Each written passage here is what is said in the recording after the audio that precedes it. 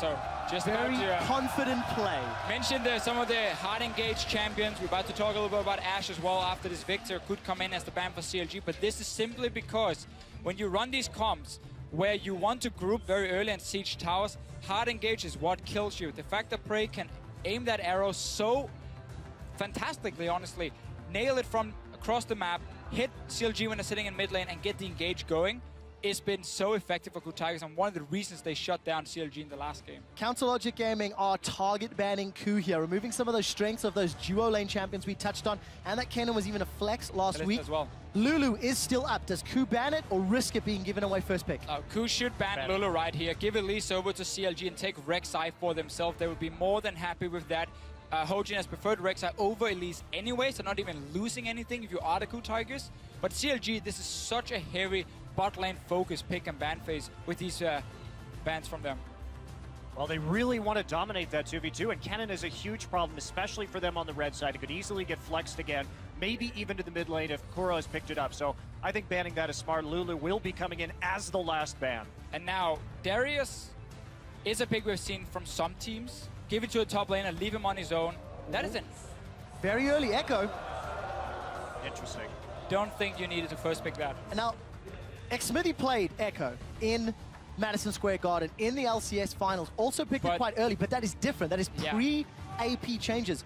Do we think this is even a Pobelter champion? I mean, it is a flex pick. I'm sure Pobelter would be able to pull it off. He's an old assassin player in that mid lane. But what I also find very interesting here is that KOO Tigers went for Azir very, very early. So, interesting fact. Kuro is 3-10 on Azir all time. It has been a pick that KOO has liked to take in this last year, but it's not one that they've ever been very successful with. And when we saw Pobelter's performance on Victor at Madison Square Garden, that leaves me feeling pretty comfortable, and there's the Veigar possibly. Yeah, so again, remember Echo is going to be a flex pick. You can still take it to the jungle if you want to. It is not as strong as it was before, but just having the flex option makes it stronger. This is a CLG Siege composition. And you know what? I don't even think they care too much about Azir being picked away, because he's a champion who's rushing in Nash's Tooth. That means he has no MR against the Veigar. It's going to be like, well, I'm just going to stun you, and then I'm going to push your tower. Well, we'll see if Pobelter can make that work. It has been banned against Counterlogic Gaming in 2 of their 3 games last week, so maybe using it in scrims. KOO Tigers, where do they go from here? And I need to find some way to get through Echo, through Veigar, and to Trist on that back line. Yeah, very early they've shown both solo laners for KOO Tigers. Obviously, take away the Azir. It was such a big pick for Pobelter. And junglers have kind of fallen down the priority list, probably also because CLG can just take Echo in that jungle if they want to. Elise and Jinx. So a lot of scaling here for KOO. They're going to have a lot of time on their side, but I'm not seeing the greatest of wave clear. And where's the engage? Remember their game versus Flash Wolves. They had some issues engaging in that particular game. And this is another sort of engage-less composition so far. They can maybe get an Elise Cocoon and follow up on it. Malphite support, do it. Come on. Gorilla, we know you've been playing some fun things.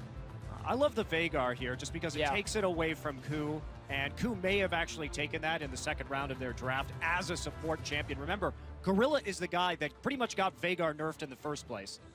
Overall, it just feels to me like CLG were kind of baiting this early Azir pick from KOO Tigers because they had the Veigar ready. Again, it was banned last time they played each other, but because KOO Tigers had to take away Mordekaiser, Gangplank, and Lulu, there was no room for target banning. So CLG's been able to get now some counter matchups, also with the KOO Tigers showing those both solo laners instantly as priority takeaways from CLG. And of course, we do see the split push threat. That will be the Fiora into Darius. Something that, if I remember Monty saying correctly, criminally underplayed. Criminally underplayed. Tournament. And a great champion to play into the Darius too. Now that does leave Echo in the jungle. That's going to give them some great kiting potential, and it was one of Xmithie's more played champions in the summer season, but then again, it's not quite so powerful in the jungle anymore after some nerfs. Okay. So the reason for the Tahm Kench lock in here is basically you look at a Veigar or you look at a Fiora, obviously very much focused on a single target. Veigar can basically one-shot him, Fiora pops down his ulti. Tahm Kench, when he eats whoever is getting targeted there, can deny that. He's very good at denying these one-shot combos. However, his engage, again, is completely lackluster. All he has is his ulti, which is so predictable and so easy to run away from. So KOO Tigers are running one of these compositions where if they fall behind, the siege from CLG will take them out Well, it's also the same is true on the other side, right? If Ku Tigers start to get ahead and they're in position on a turret with Azir, Tahm Kench, and Darius, and you have to engage into them, it's going to be ugly. This is really going to be a battle of siege compositions in this game. Should be quite interesting to see who gets onto the turret first. Yeah, and talking about that in terms of the lane swap dynamics, Counterlogic Gaming have done pretty well in their previous 3 games, actually securing the first tower in all 3 of them. Now, admittedly, they do fall very quickly after if you're in those lane swaps. Are we expecting something similar? Do CLG want to go toe-to-toe? Or do they want to try to accelerate that sieging power of their team composition? I mean, CLG can be more than happy taking standard lanes here. You want Fiora into Darius early. You have a Braum Tristana lane, one of the stronger 2v2 lanes in terms of kill pressure, against a Tahm Kench, who's not the strongest laning supporter. Yeah, give them standard lanes. Yeah, absolutely. And I think that it's going to look very good here for CLG. Yeah. It's just about who can set it up first. So get on Twitter, @LOLesports, use the hashtag CLGwin or hashtag KuWin, and let us know which composition you prefer. Well, the crowd is very excited that you're reminding them of the Twitter vote, Deficio. I mean, it's what I'm here for, right? It is Group A at the 2015 League of Legends World Championships. These are the 2 teams currently sharing first place. Only one of them will have that 3-1 record. Counterlogic Gaming making their way into lane. So again, also with Pobelder on this Veigar, one of the things he often does, he can force you to take cleanse, and he can run a teleport. Double teleport has been so strong in this tournament so far because, again, the amount of map pressure you have, the room you have to go and clear side lanes and you can still force a fight on the other side of the map is very impactful. However, Veigar is not the guy who's going to walk into the side lane and split push. Coming in too, even if he starts to fall behind early like he did in the first match between these 2 teams, at least he can get back to lane quickly, continue farming. He won't fall quite so far behind. Let's see the level 1 from Ku Tigers. Notice how Prey on Jinx is sitting under his tower, not showing himself up there. Do you want to try and sneak up to the top side for the lane swap and see if he can go unspotted? CLG will have to like peek in and see if they can see him there. Most teams never do that. You just go into the jungle, place your deep wards, and then you don't really think who's sitting up there. And Prey can just recall, or he can stay if he wants to get that 2v1 on top side. He did fake the recall there early on, so it looks like he will be sticking around. We'll see if CLG call this. They don't have a lot of information. We see Gorilla holding back right there, waiting for the minion wave before entering that lane. And it looks like we will get a lane swap after all. Yeah, so Ku Tigers, we talked about this super quick just before, how CLG could be very happy taking standard lanes with Fiora into Darius. Again, the double F Aphromo combo with Tristana and Braum. Ku Tigers says, nope, that's not going to happen. We take the swap. Looking at this late game too, if we do get into an even situation late, Gorilla's play, who he decides to eat could deny a lot of CLG's damage. So really all eyes on him if we get to a late game scenario where everything is even up. I have to ask Deficio, you were talking about Tahm Kench becoming more and more prolific as the tournament plays out. Is it purely to avoid the single target damage, or does Tahm offer some additional strengths that are just not as obvious to his demeanor? I mean, the main thing he does offer is, as you just said yourself, denying, you know, the combo, denying one of your carries getting one-shotted, denying a big AoE ability like a Shockwave maybe, as we saw HQ do last week. That's what he does really well. He's not really going to be ganked in mid lane. It's Kuro instead who's going to get ganked by CLG. Well, coming in right here. Gwen's already down. He's going to be in trouble. Flashes over the wall. Both summoner spells blown for some time from Zion. What that's going to do, though, is we're not seeing a traditional fast push this game. We noticed that Ku already has 3 people down in that bottom side to help farm. Meanwhile, Prey has initiated a freeze in the top side, so this is a much more traditional Korean-style lane swap. They're trying to get Prey ahead early, and that's what the Korean-style lane swap really does. Going to start pushing it now, though. I'm still surprised that CLG went for the mid lane gank here instead of walking top where Prey was sitting on this Jinx. Force him away, you can break the freeze super easy and you get Zion spot and instant into the lane. Instead, they went for the mid lane against a guy who has cleanse as well. So a little bit surprised by that one from CLG instead of going for Prey, but obviously they don't know, or they didn't know where the rest of the Ku members were. Well, take a look at this. Doublelift is in trouble, and a quiet taste is there. Gorilla flashes forward. He is going to devour him, spits him back out. Exhaust is ticking away. Doublelift below 100 HP. Smith and Gorilla going to chase him down. First blood to top lane Darius. Now Aphromo, he's getting chased down. Catfish is hungry. Devour cooldown. It's going to get spit backwards. Aphromo's below 200, and he's going to go down. A few more hits, and the spin for the win from Smith. Right there, one of the biggest problems with it was that Aphromoo dropped the exhaust too early. He dropped it while Doublelift was still inside Tahm Kench onto Smeb, so there really wasn't any effect from that summoner spell. But getting very cocky, I think they've been thrown because they're not used to lane swapping like this at all. This is how it is done in Korea. It is so rare you have a 2v2 with the enemy top lane and enemy support where they can go and kill you in the West. It's so often just fast push in on that tower, bounce it back. You never have these early fights. And also the Tahm Kench, getting the 3 stacks onto Doublelift, maybe underestimating the damage a little bit or the amount of CC he can provide when he just sticks to this target and then shoots you back. That's absolutely massive too. Darius is going to have a phage at under 5 minutes into this game.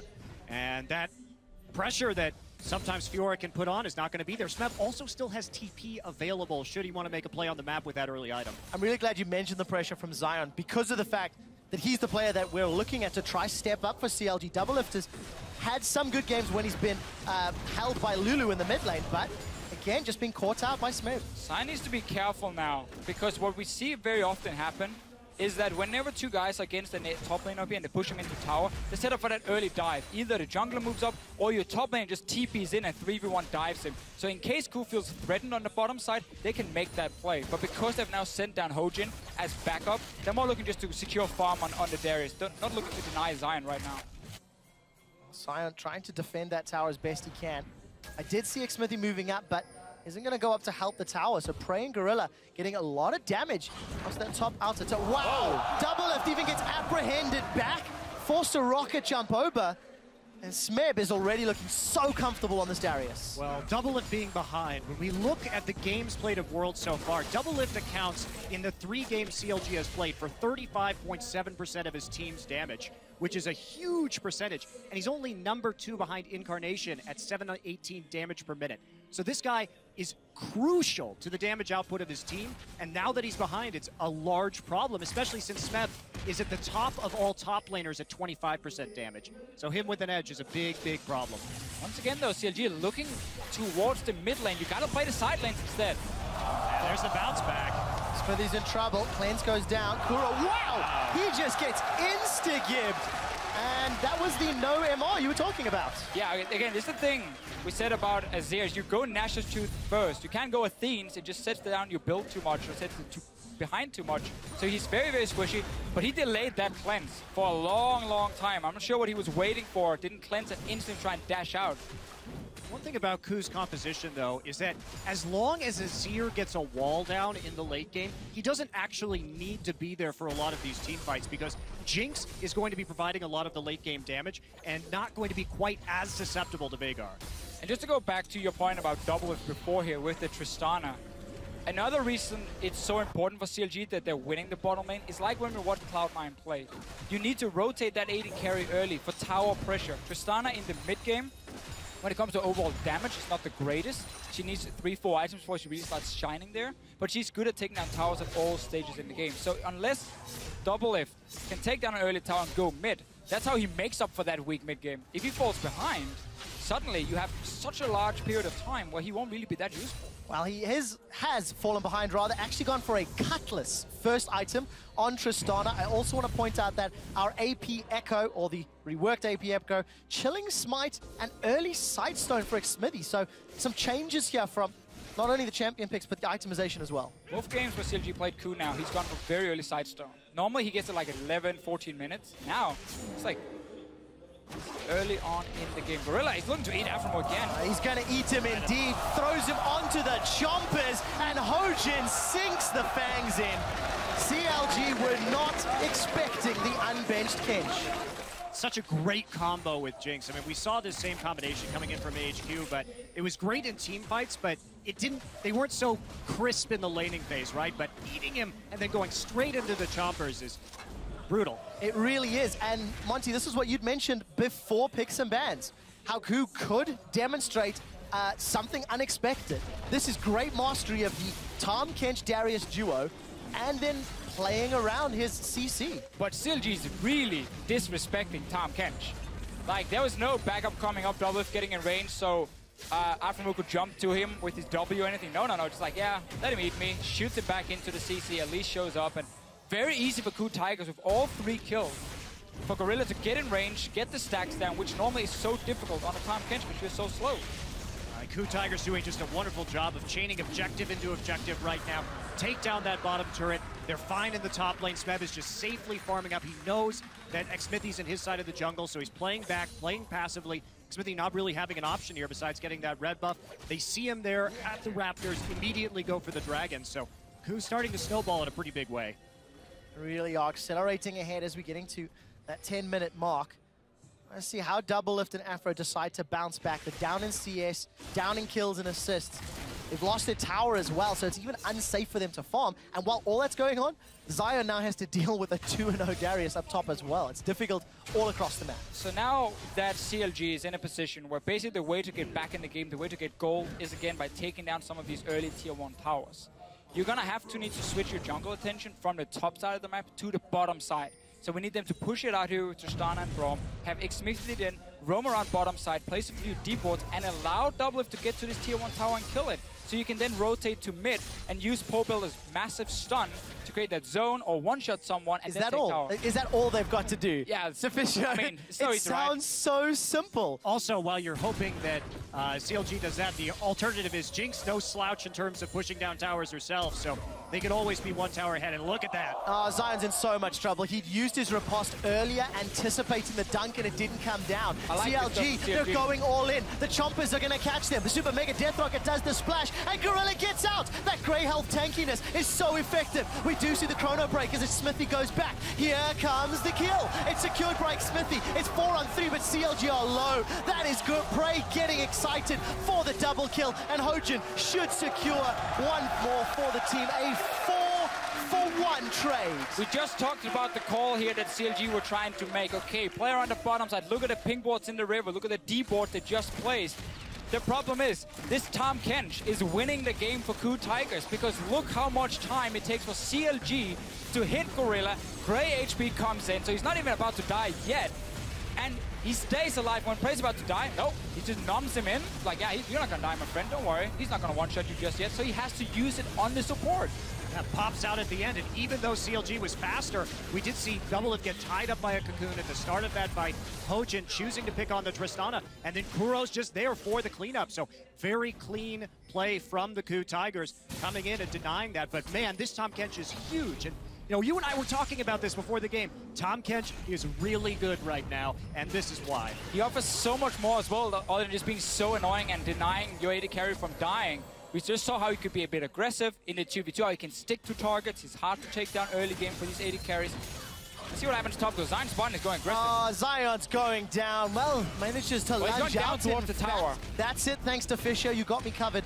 Grand Challenge didn't work out, but again, just the synergy between the soft CC that Darius offers. Afro's flashed in. That's a good event horizon, but Gorilla's just gonna eat Smeb. We do see the Dark Matter dropping. Time Winder goes out, Chrono Break goes out. They've traded a kill for a tower. Prey's still alive and running around. Event Horizon is gonna come back up. A 1-for-1 trade. The KOO also secured a tower. But that's just not enough at this stage. Look at the mid lane right now. Azir pushing forward against Doublelift's Tristana. He nearly got the kill there against Tristana in the end. Still has his ultimate too. And Tristana's just been set behind also when it comes to damage on towers, not getting that early physical damage by obviously rushing towards an Infinity Edge. He's trying to build more to take down these big tanks like the Tahm Kench, like the Darius, and with the early 2 kills, he didn't have 1,550 gold. So Doublelift is just so far behind and running a sub-optimal build as well for what their composition wants to do. Going to be a very difficult road for CLG. If there is one shining light, Pobelter's wave clear on that Vigor and the strength of Event Horizon could be the only thing that could turn this. Is at the moment Zion's behind, Double's behind. And you know, Kuro's Azir, considering the early gank, considering the early pressure, he's done phenomenal in that mid lane. Yeah, he's held it together. Let's take a look at that replay again. Afro just completely missing Glacial Fissure right there. Smeb gonna get eaten right out of that Event Horizon, spit right back out. Xmithie tanking that turret, but gets a nice Chrono Break to stay alive. And Prey here just firing from the backside. Hojin doing a little bit of damage and getting the return kill. Prey just skirting the outside and dodging the Braum Q. And once again, Tahm Kench makes it so much harder for you to just one-shot that one target and then back away. You have to invest so much extra time because he's there, and he's not even hit his final form yet. He's not in a big team fight, so he's going to be even more annoying. Oh, I can't wait to see that Abyssal Voyage. See if he can deliver Smeb to the back line. Black Cleaver has been collected, and Ku, they're making it very clear they want that top outer turret. They've had a number of members up there and tried to shove that wave in, tried to push it down. It's the last remaining outer turret. Okay, Abyssal Voyage, that was used defensively. No, it's aggressive, I lied. Event Horizon is down. Prey's in a little bit of trouble. He will get eaten for a few seconds longer and spat out. Xmithie's gonna go down before he can Chrono Break out. But Prey gets excited before getting dunked. It's a double kill, make that a triple kill for Smebs. Darius, we just touched on Abyssal Voyage. Gorilla has huge balls to make that play. Prey as well. Absolutely massive. To just go into the front line like that on the Jinx, but they relied on Smeb to clean it up. Didn't matter really that Prey went down because the damage had already done. Got a few rockets in there for the AoE, got his ult off, and then there's Smeb for the cleanup. For everyone at home in solo queue, normally you do not put your AD carry in the middle of the enemy team. That's not how you're supposed to use it. Gorilla though tricking poor Prey, like, no, it's safe, don't worry, we're just gonna rotate down towards the mid lane. And then, in the middle of the team, Prey and Gorilla arrives. And look at this Event Horizon too. It really doesn't do actually a whole lot over the course of this team fight. Dropped a little bit early and they just come up right in the middle of that circle. Exceptional positioning from Kuro. Emperor's Divide keeps him safe. Soldiers get the damage down. For a man who's historically not been great on this champion, that is phenomenal play. I'm so happy that we finally saw one thing that we missed, I think, in the AHQ game was really good Tahm Kench. But it's so powerful when you can use it properly. Very difficult to plan around, to organize with the rest of your team because of the way that it's a little bit delayed, takes some time, isn't truly global. But that was a very good use of it. That's the thing, Monty. It enables cross-map rotations. I love Tahm Kench. I love it. Kobe's rolling in his grave because it's a straight line, and I believe it's called a translation, was his We've previous been over rant. there. I've been over this with Kobe. We're I've been opening over old this. wounds. We're opening old wounds, gentlemen. Zion Spartan is going to have some backup from Xmithie. Level 10 to the same level 10 of Smeb, both relatively low level. However, Kuro in the mid lane, 2 levels over Hobelter. Big, big change. Yeah, but it's only a Tiamat done so far for Zion Spartan. He's very far behind in this matchup. And Ku going to go ahead and take their second dragon. I mean, we're looking at about an 8,000 gold lead here at 16. Oh, that's Tahm Kench. Well, here comes Gorilla. The Abyssal Voyage will land. I don't think he's brought any friends to play with. Aframu's now on the front line, and Doublelifter's rocket jumped in. Devour goes down onto Smeb. Gonna buy enough time for Kuro to arrive. Afro still on the retreat. The Decimate comes out from Smeb, and so does the dunk. Now Pobelter's in trouble. He's trying to get away. Flash is still available. Xmithie and Afro are dealing with the catfish. Gorilla's gonna throw Xmithie onto the chompers, and Prey gets excited. Super Mega Death Rocket was fired a little while ago, and that Unbreakable Shield will keep Aframu alive for a few seconds longer. 4 members of CLG down for only Smeb. I feel like we've seen this before. A guy's getting caught out, Gorilla arrives, buys enough time for the rest of his team to show up. Smeb does go down in the end, but doesn't matter because the rest of the Ku Tigers are here. I'm a big Tahm Kench fan. This pick is so fantastic if you can play it well as a team. Well, I'm just happy that we get to see it again because we're going to see it a lot, I think, moving forward in this tournament. But just looking at Gorilla's solo queue in Europe, like 50% of his last 20 games are on Tahm Kench. Just amazingly spamming that champion so hard in solo queue. And it's great to see it come out. And the Veigar's coming too, I promise you, for Gorilla. I trust you, Monty, on that one. Still, Pig and Manface, we were looking at the comps, but like, oh, none of these teams can really afford falling behind because like the siege compositions, there's not a whole lot of engage coming in. Ku Tigers just said, you know, from the early game, we're just going to take such a massive advantage, just like last week. Let's look at it. Smeb takes the fight against Zion. Gorilla jumps in, and right now it looks good for CLG. It's a massive gank on to the top side. Obviously, Zion is dropping so low because Smeb is insanely strong right now. Then we buy time. Yeah, buys the time. Gorilla gets in there to save Smeb, grabs him out at the end, and we're already into another fight right here. CLG pushing forward. Well, we do see Gorilla. He goes forward, throws out the tongue. Beautiful. Doublelift gets apprehended backwards and sunk by a Noxian Guillotine. Kuro's going to clean up Zion Spartan. Not after one riposte, keeps him alive a few seconds longer. CLG get the tower for the loss of 2. Abyssal Voyage comes out, and a decent time winder from Xmithie will get them away. But 2 deaths for that top outer turret. Ku is a team. You know, we talked about coming in. Smeb has 25% of his team's damage, which is the highest of any top laner. It's going to be higher now. Yeah, it's going to be way higher now as 7-2-2. But this is a team that the top 80 carry and mid laner are all within 3% or so of each other. So the balance of damage dealt is incredibly even. So this is one of the reasons why KOO is very difficult to shut down, because if someone starts falling behind, the other members of the team pick it up. They play so well as a unit. They may not have the strongest individual players. I mean, Kuro and Prey have had their ups and downs this season. Smeb has been probably the most reliable player alongside Gorilla, but they know how to play the map. They know how to play as a unit, and that is their strength. I'd say in this Group A, KOO Tigers have some of the strongest players. And that's why they can have these games where, despite not normally being a good early game team, they can punish you so hard if you make mistakes. This game, it all started in the lane swap, where suddenly in the bottom lane, Gorilla and Smeb together gets a 2v0 kill, or 2v2 kill, I guess, onto CLG. They take 2 kills for it, over to Smeb. He gets so far ahead in this game, and then suddenly CLG just start falling apart. Well, CLG have basically collapsed. This is the second largest gold lead at 20 minutes of any match this tournament. The only one greater was EDG versus Bangkok Titans. Doublelift and Afro gonna try team up here on Hojin, but here comes Smeb. It is 3v2, and Gorilla on the Kench is far, far away, but Kuro is not. Emperor's Divide will split them in two. Smeb's got one, Hojin's got another, and now the Super Mega Death Rocket splashes. Xmithie's forced to retreat. Pobelter and Zion are on the wrong side of the map, and Zion's not gonna get anything back. 4 for 1. Again! Well, this just reeks of desperation from CLG. There's nothing more they can do at this point. They have to try and catch people out because of how far they are behind. But that's going to mean a Baron. This is going to be a very quick game for the KOO Tigers. Yeah, we've seen some very good games for these Siege compositions, but we've also seen games now where they fall behind, and there's really nothing you can do if your main objective as a composition is to group on a tower and start hitting it and killing it, because it's too easy for the other team with map control to flank you, to engage on you in so many ways, and that team fight is always won by the team who's obviously so far ahead. So KOO Tigers can just keep taking these fights. CLG knows we have to go all in or we're not going to get back in this game. Normally you wouldn't go for this with a pink ward right up there at the top of your screen just because they don't have any vision on who's coming in on this. And Kuro gets that ultimate off. They're able to bounce people around right outside of the Baron, but Xmithie has no mana, so he has to back off. And Prey manages to hit an ultimate. They take one down, but the price they pay is pretty dear. And we see Smeb get enough heal at the end of that fight with his Q just to move on forward and clean it up. Oh, great play with the Baron now. Baron power play enabled. The average team will get around 3.3 thousand gold during the course of this Baron. Get themselves a couple of towers. KOO've already cracked open the base. Oh my word, Zion's in trouble, and Prey just crits him down. The zap connects onto Xmithie. Inhibitor's gonna fall shortly.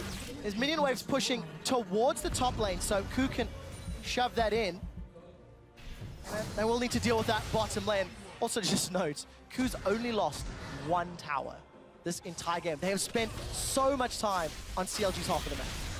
That's the nature of these two compositions. When you get two comps with very similar win conditions, it can get really snowbally really fast, because at this point, even if CLG starts to set up, KOO's poke is just greater because they have such a huge item advantage. Not a lot they can do. What a message this sends to the rest of the group and the rest of the teams at the World Championships. Seeing how KOO have just dismantled CLG from the very beginning, from the lane swap, gonna give some more difficulties to the rest of today's picks and bans, and let alone the rest of the tournament. You see some wave clear coming out from Pobelter, but look at that! Just comboed down. I didn't know KOO's composition could poke that effectively as well. They're gonna get another tower. Anything can happen when you're 14k up at 22 minutes. Quick shot. That's fair. That's fair. And you have a Tahm Kench. And a Tahm Kench. That's it. It was enabled. Right. Teleport coming in for Pobelter. In fact, cancelled. It was just to pull KOO Tigers back. Xmithie's still sitting on the front line, but where is the double of Tongue Lash?